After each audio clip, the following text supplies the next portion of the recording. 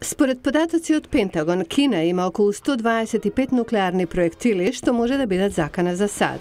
Русија разви проектили со долг дострел, а со кои, според САД, се прекршува договорот за контрола на нуклеарното вооружување. На големиот руски арсенал се додадени и суперсонични и супербрзи проектили.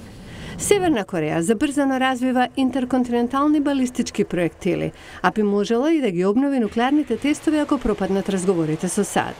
Иран неодамна се пофали со проектил со долг дострел, а имаше и неуспешен обид за лансирање сателит. САД реагира дека тоа е прекршување на забраната за развој на балистичка ракетна технологија. Администрацијата на Трамп ги прошири системите за ракетна одбрана, кои користат силни радари и пресретнувачи со кои може да се соборуваат проектили во воздух. САД имаат 44 пресретнувачи кои се сместени во Аљаска, а планирани се и многу повеќе кои можат од голема височина да соберат проектили со долг дострел.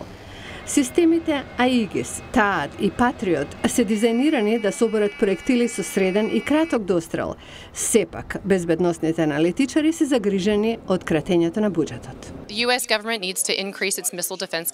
Владата на САД треба да зголеми способноста за противракетна одбрана, што значи распоредување на повеќе пресретнувачи на домашна територија. Таа се залага и за развој на ласерска технологија, за да се уништуваат проектили уште во фазата на лансирање. Постои загрижености за тоа што ракетните батерии се преместени од Блискиот Исток заради заканата од Северна Кореја. Имаме сојузници и кај Персискиот залив и кај Североисточна Азија. Од стратешки интерес е да имаме ракетна одбрана.